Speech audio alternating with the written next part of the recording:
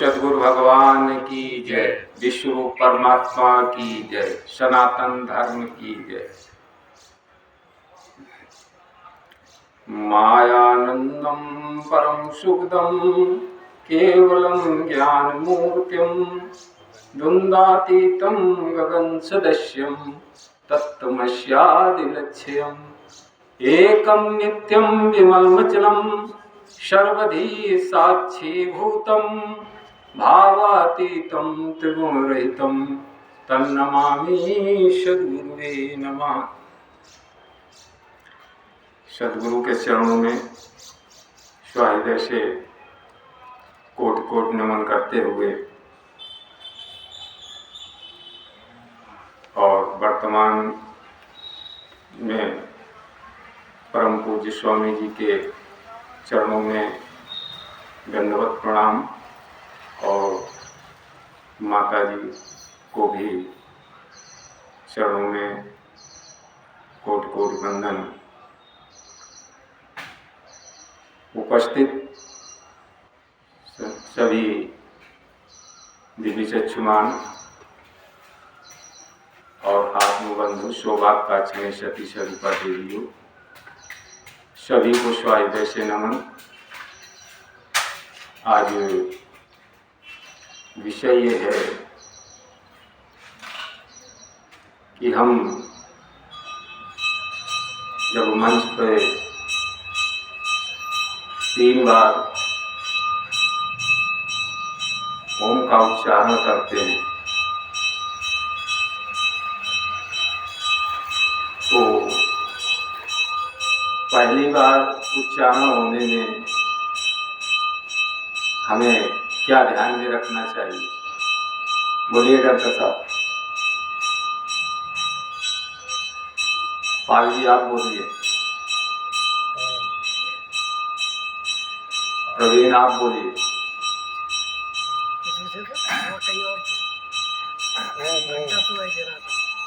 अजय जी आप। का विराट का दर्शन होना चाहिए। बहुत देर में पहले ये हाथ जोड़ते हो, बाद में वाणी बोल, क्योंकि समय के आधार से काम करो। दूसरी बार जब हम करते हैं तो उस समय हमारा ध्यान कहाँ होना चाहिए और क्या दिखना चाहिए? सुभाष जी क्या? दोबारा जब हम ओम का उच्चारण करते हैं, ठीक से समझना सब लोग, उस समय हमारा ध्यान कहाँ होना चाहिए और हमें दिखना क्या चाहिए? अपना ही रूप दिखना चाहिए और अक्षर का ध्यान होना चाहिए। बोलिए अजय बाबू। हमें भी यही समझ में आ रहा है, अक्षर का ध्यान। आप बोलिए। आपका क्या कहना? आपका क्या कहना है? अक्षर को सोचता हूँ। देखिए प्रश्न को ठीक ढंग से समझो और समझ के उत्तर दीजिए। मनमानी व्यक्ति का कोई कार्य यहाँ नहीं चलेगा। ये मनमानी व्यक्ति का कोई विषय नहीं। प्रश्न को ठीक ढंग से समझो। या तो प्रश्न करते नहीं हो, और अगर करते हैं तो उसका ठीक जवाब दो। अगर आपको सब मालूम है, जो प्रश्न ही नहीं आपके पास है, तो उसका ठीक ढंग से जवाब दीजिए। तो प्रश्न को ठीक ढंग से समझो, सामने वाला पूछ क्या है और हम क्या कह रहे हैं। हम एक विषय को पूछ रहे हैं, तुम 10 विषय बता रहे हो, बात बनेगी? नहीं बनेगी। आपका क्या कहना है डॉक्टर? अच्छा ठीक। अब जब तीसरी बार हम जब उच्चारण करते हैं, उस समय हमें क्या ध्यान होना चाहिए?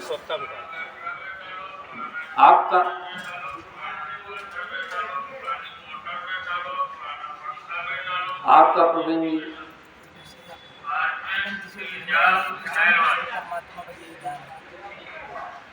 आपका भी।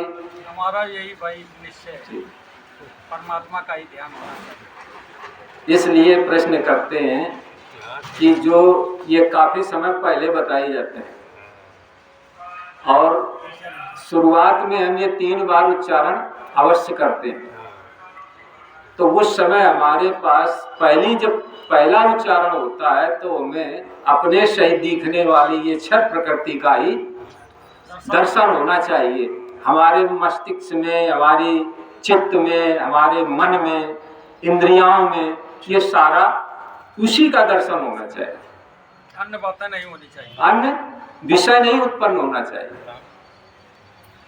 जब हम दोबारा उसका उच्चारण करते हैं तो अक्षर भाव से, प्रीति भाव से संपूर्ण विश्व में व्यापक सत्ता से ईश्वर भाव का दर्शन होना चाहिए। तभी हम निश्चय कर पाएंगे। अब हम क्या करते हैं, शब्दों के माध्यम से वो भी तो ऐसे ही कर रहे हैं और तुम भी ऐसे ही कर रहे हो, तो तुम में उनमें फर्क क्या रह गया है? कुछ रहा? चलो अगले हफ्ते जाएंगे तो सुन लेंगे तो पा जाएंगे। ये गड़बड़ियां हैं हमारी काहे की? ना उपस्थिति होने की। कभी कभी कोई ट्रैफिक ऐसे हैं कि जो बीच में आते हैं और चले जाते हैं, दोबारा पता नहीं कब आएंगे।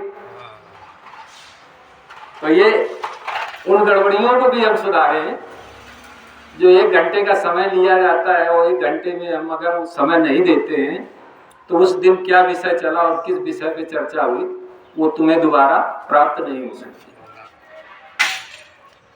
तिबारा जब उसका उच्चारण किया जाता है तो संपूर्ण विश्व को विश्व रूप परमात्मा में लय करते हुए आनंदमय का दृश्य देखो कि यही तो परमात्मा है, हम कहाँ भटक रहे हैं? यही तो भगवान ने पूछा है कि तत्त्वमसि, तत् क्या है, तुम क्या है और असी क्या है? उसी को तो ओम ने बांध रखा, आहू और मां। ओम कहते ही संपूर्ण विश्व रूप परमात्मा को नमन हो जाता है, कोई नहीं छूटता है उससे। इसी प्रकार से अब आगे और चलते हैं, क्योंकि काफी समय से ये कार्य चल रहा है और काफी समय के कार्य चलते समय में हमारे पास कितनी देर ये ज्ञान ठहरता है और कितनी देर रहता है। रिसर्च में जैसे कि अग्नि तत्व की आपके पास साधन, वो 5 तत्व स्थूलता में क्या कार्य कर रहे हैं? सुभाष जी आप बताइए। पुस्तक बंद कर दीजिए, ये समय पुस्तक देखने का नहीं। और सबको स्पष्टीकरण करना है, ये शब्दों का खेल अब नहीं रहेगा। शब्दों में बात बनती नहीं। अब जैसे कि अग्नि तत्व, इसमें अग्नि तत्व आपने देखा, तो अग्नि तत्व यहाँ भी तो है, भगवान ने कहा यहाँ पर है और इसके स्थूलता में पार्ट्स भी लगे हैं। तो अब अग्नि, हम वही तो पूछ रहे हैं कि अग्नि तत्व की स्थूलता में क्या क्या लगा है? इंद्रियों के विषय में बात यहाँ इंद्रियों की नहीं हो रही, हम इंद्रियों से नहीं जोड़ रहे हैं। अब इंद्रियों से आप जोड़, हम कह देंगे तो फिर क्या प्रश्न का उत्तर ही क्या रहा? विषय प्रश्न का रहा ही क्या? प्रश्नकर्ता कुछ चीज छुपा करके ही प्रश्न करता। भगवान ने तो सब कुछ पढ़ाया, यथार्थ में पढ़ाया और सब लोग पढ़ते हैं, पंचीकरण रोज बोलते हैं। अब हम ये देखते हैं कितने लोगों को याद है यहाँ उस पंचीकरण में स्थूल अग्नि तत्व की जो 5 स्थूलता को धारण किए हुए वो कौन से अंग है, क्या है? अब ये प्रश्न आपका भूल गया। अब प्रश्न खुल गया, अब उत्तर आ अब तो हमने खोल ही दिया, तो अब तो उत्तर नहीं दोगे। नहीं तो पहले क्यों नहीं दिया? स्थूलता की किसने धारण किया? यहाँ इसने तो स्थूलता नहीं धारण की, नहीं, यहाँ स्थूलता तो नहीं धारण तो यहाँ हुए। तो जब इसमें हुए तो अग्नि तत्व की 5 चीजें कौन सी स्थूल में कार्य कर रही? बात ये है ना। महाराज सिर्फ ये हो गया था 5 तत्वों की, यानी कि 25 के विषय में बताना था। नहीं, बात एक तत्व की कर रहे हैं ना। हमने प्रश्न एक तत्व का रखा है, एक की बात, एक रखा है, 5 की नहीं। अच्छा। 5 की स्थूलता की विषय में चर्चा करेंगे यार, ये कहा था मैंने। अच्छा, ये बात हम सोचे 5 का आपने पूछा। हाँ, नहीं 5 के इकट्ठा नहीं, एक अच्छा। विषय भाई प्रश्न किया जाएगा एक तत्व के ऊपर ही। पहले से सब जैसे भगवान ने कहा आंखों से देखो, तो एक कहते तो कहा है कि 4-5 से एक कह दिया। प्रश्न एक से कहा है, वो एक से शुरुआत की, आंखों से देखो, दिखता है पदार्थ ये। अब भगवान ने तो दिखा दिया कि दिखता है पदार्थ ये, और संपूर्ण विश्व में ओतप्रोत से भरा हुआ है कि एक जगह सब जगह व्यापक सत्ता से रूप भरा हुआ है। इसी प्रकार इस देह में स्थूलता को जो अग्नि तत्व ने यहाँ पर धारण किया, तो आंख स्थूल में है कि नहीं? रूप स्थूल में है कि नहीं? पैर आपके स्थूल में है कि नहीं? है? बुद्धि स्थूल में है कि नहीं? उदयन वायु है कि नहीं? ये 5 अपनी क्रियाएं स्थूलता में कर रहे हैं कि नहीं कर रहे? स्पष्टीकरण हो गया? ऐसा तो नहीं है आपसे कहीं अंते से पूछ लिया हो, ये तो भगवान ने स्वयं लिख रखा है। प्रश्न को करने के लिए, या प्रश्न किसी वक्ता या पूछेगा तो वो तुम्हें सीधी बात पूछ देगा तो तुम रटाया बोल दोगे। मैं ये समझा कि आपने कहा 5 के विषय में बताओ। नहीं, 5 के विषय में, एक से सीरियल से एक से बोले कि एक अग्नि तत्व की स्थूलता के 5 अंग। आपको सुनने में गड़बड़ी, हमने 5 अंगों के विषय में, वो 5 स्थूल अंग कौन से हैं? अब आपने सोचा कि 5 तत्वों के विषय में, समझने में मेरी गड़बड़ी, तो वो मिस्टेक है। अब जैसे कि अग्नि तत्व के बाद आकाश तत्व आता है, तो आकाश तत्व की स्थूलता में 5 चीजें हमारे इस शरीर में कौन सी धारण? बताइए प्रवीण जी। कान आकाश, वाणी आकाश, अंतःकरण आकाश, ज्ञान वायु आकाश, विषय इसका सब ये हमारी ज्ञान वायु का विषय क्या? ज्ञान वायु का कार्य क्या है शरीर में? शब्द संचार का ले जाना एक दूसरे। आप बोलिए, ज्ञान वायु का कार्य क्या है? ज्ञान वायु का कार्य है कि पोला रखना, विषय को बहुत ढंग से ये शिक्षा ग्रहण करनी, जो मन में आया वो नहीं बकना। भगवान ने सब कुछ छोड़ा नहीं, केवल हमें पढ़ने की आवश्यकता है, और जो नहीं पढ़ पा रहे हैं उनकी तो बातें ही छोड़ो। अब विषय आता है स्पर्श, वायु तत्व। वायु तत्व की 5 क्रियाएं स्थूलता में कैसे इस देह में कार्य कर रहे हैं, उन्हें स्थूल में हमें दिखाना, और जब हम उन्हें जानते होंगे तभी हम वक्त अपनी वाणी के द्वारा उनको व्यक्त कर सकते हैं। और अगर जानकारी में नहीं तो फिर हम व्यक्त भी नहीं कर सकते। बताइए अजय जी। ये त्वचा, स्क्रीन, चमड़ी स्थूल में है कि नहीं? हाथ भी स्थूल में, मन में भी स्थूल में है, गुण देख के बता रहे। समान वायु समान रूप से जो चल रही है ना, सुनते देखते हर समय समान रूप से बहना आती जाती, स्पर्श है, ये स्थूल में है प्रत्यक्ष। बहुत सुंदर तरीके से स्पष्टीकरण करते हुए जो बताया है अजय जी ने, इसी तरीके हम सबको करना चाहिए। दर्शन में बना रहेगा। ये मंच पे बैठ करके शब्दों के द्वारा बड़ी बड़ी बातें करना, ये अच्छी बातें नहीं है, परंतु जो भगवान ने दे रखा है बस उतने को धारण कर लें। अगर उन सब चीजों में ये सब होता तो भगवान को आने की आवश्यकता नहीं थी। निज मूल स्वरूप का जानने की युक्ति है ये। तो अगर हम पहले तो निज मूल नहीं जान पा रहे हैं ना कि वो पंच तत्वों पंच भौतिक शरीर में ये पंच क्रियाएं ये तत्वों की हो रही है, कैसे हो रहे हैं उसका पूरा ब्यौरा है भाई। है? फिर ये 5 स्थूल है, 5 सूक्ष्म है, 50 की क्रियाएं हो रही हैं, 50 का ये पुंज है पंच तत्वों का इस पिंड में, और फिर इसमें 3 गुण इसको संचारित कर रहे हैं। ये ट्रांसफार्मर समझो इसको।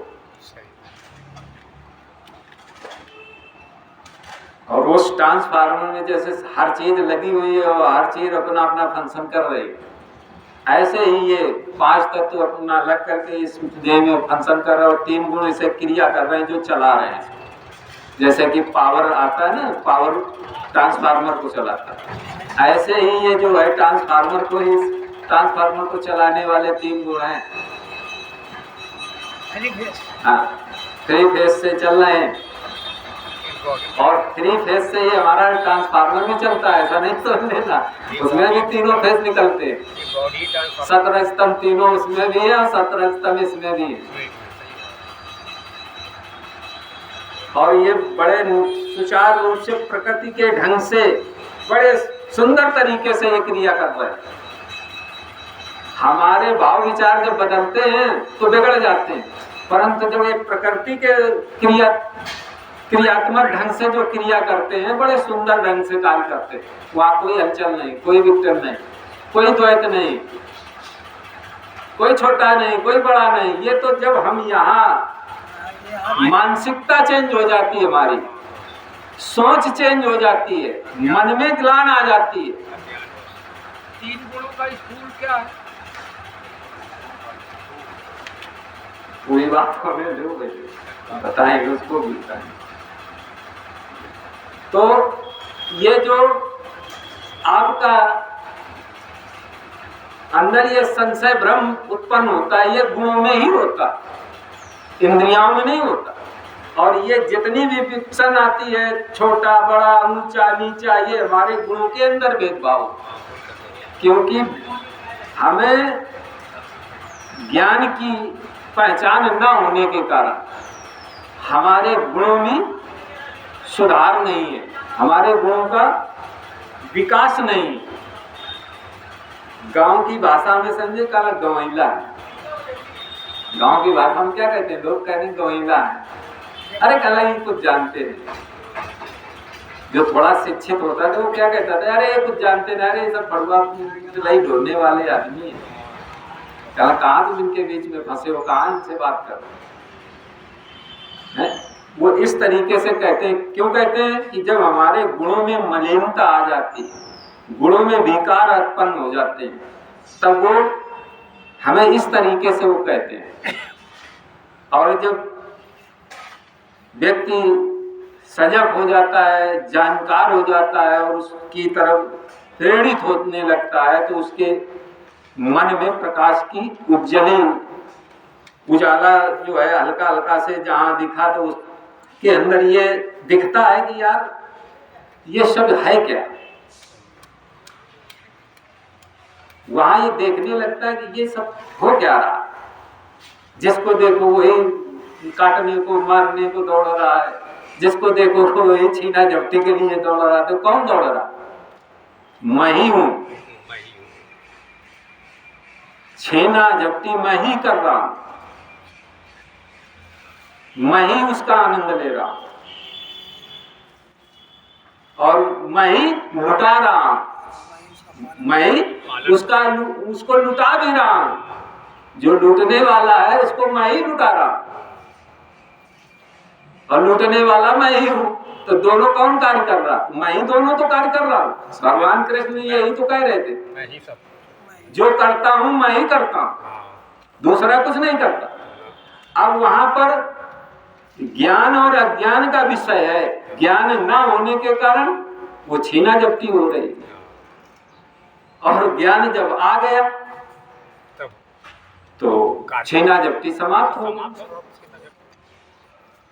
और क्या हो गया? सुचारू रूप से प्रेम भाव से कार्य होने लगा और सुचारू रूप से हमारे आपके आपस में व्यवहार हो गए सज्जनता के, और एक दूसरे से प्रेम करके चलने लगे। जैसे कि आप जहाँ पर विज्ञानी बैठे होते हैं तो आपस में सब हम बड़े प्रेम भाव से चर्चाएं करते हैं, और अगर कोई उसी के बीच में मत पंथ का हो और किसी मत पंथ का या कोई व्यक्ति आकर के बैठ जाए, वो आप उससे अनभिज्ञ हैं, वो आपसे अनभिज्ञ है, तो उस समय क्या होता है? हम समन्वय नहीं कर पाते।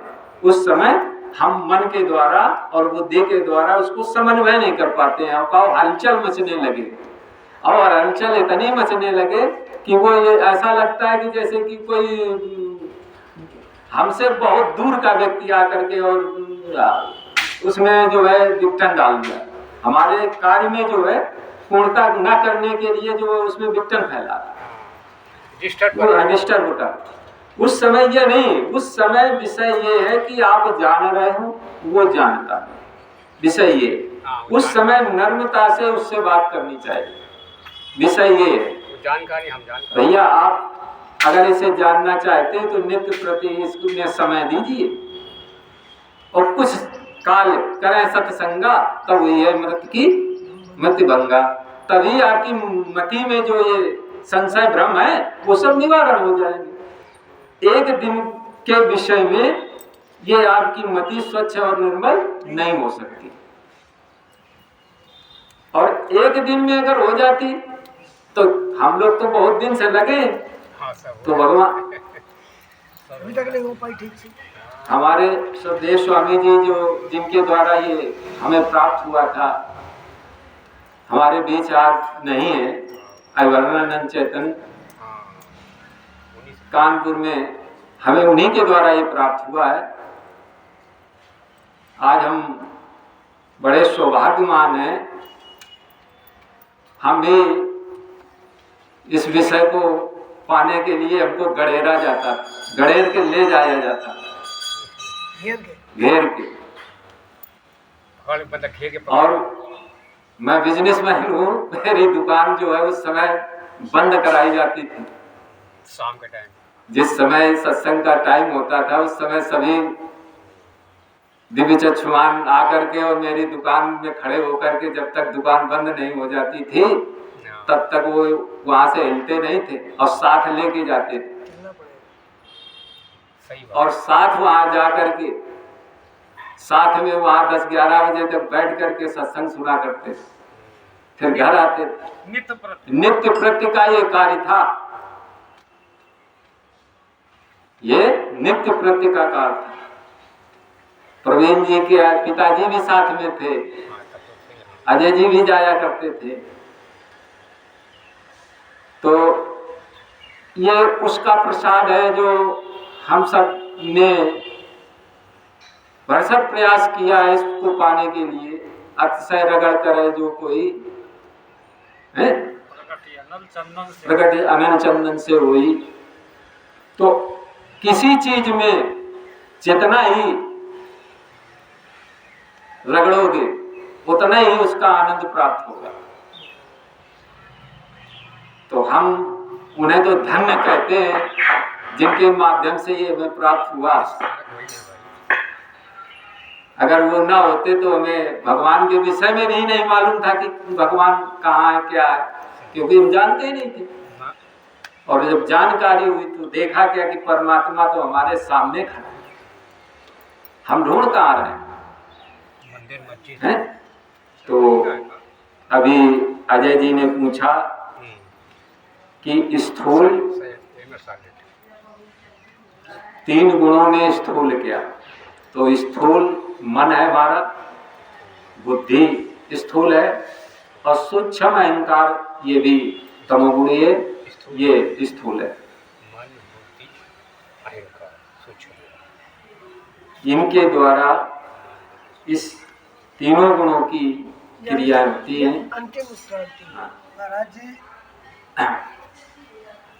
मन स्थूल है, जीवों में अन्य के जाओ। मन बुद्धि। अरे डॉक्टर साहब हाँ, ठीक है, आप ले कब नहीं, बोलो। अरे घुमा के यही ले चालू। बोलो क्या कहना चाहते हो? कि स्थूल अवस्था मन है, तो जब मन है तो मन का कहाँ पार्ट लगा है, शरीर में किस जगह मन पार्ट लगा है?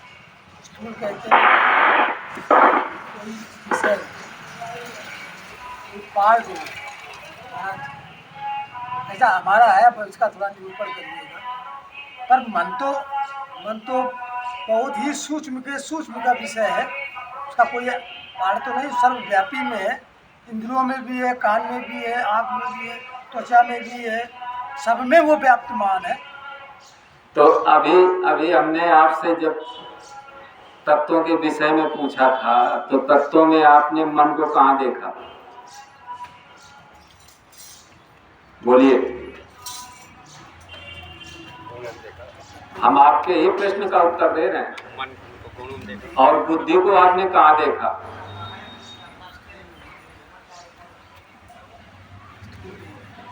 है?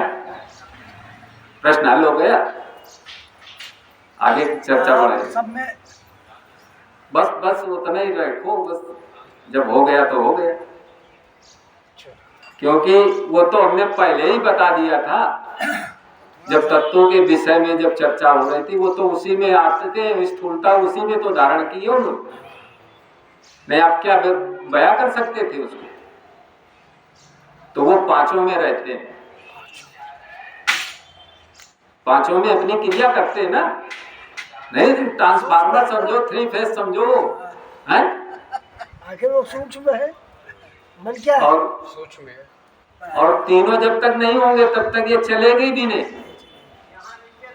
ये पदार्थ है, इस पदार्थ में तीनों है कि नहीं?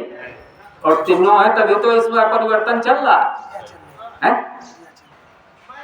कि एक है, एक में तीनों ये बैठे हैं, सतरजतम तीनों बैठे हैं, और 5 तत्व भी है, शब्द स्पर्श रूप रस गंध है। 8 की क्रियाएं किसमें हो रही? पदार्थ में। ये पदार्थ है, ये एक छोटा सा पिंड है, ये पदार्थ है, और वस्तु कहते ही संपूर्ण विश्व आ जाता है। तो हमने जो इस पिंड में देखने के लिए, हमने अपने सामने प्रत्यक्षीकरण करने के लिए हमने वस्तु को ढेर से, वस्तु के ढेर से, राशि से, हमने एक पदार्थ छोटा से उठा करके अपने निज मूल स्वरूप की पहचान करने के हेतु से, तो भगवान ने क्या कह दिया कि बतासे अपने आगे रखना भूलना नहीं। अब नहीं बतासा वहां पर उपस्थित है तो अन्य पदार्थ हैं, उन पदार्थों को सामने रख लेना और मेल करके देख लेना है? तो उपयोग दृष्टि में देखने के विधि विधान से जो है तभी हमें संतुष्टि प्राप्त हो सकती है। और अगर हमें सामने न वस्तु नहीं है या पदार्थ नहीं है तो स्पष्टीकरण नहीं हो सकता, फिर वो शब्द ज्ञान तक ही सीमित रहेगा। समय का हो चुका है, अब समाप्ति लेते हैं। बोलो सद्गुरु भगवान की।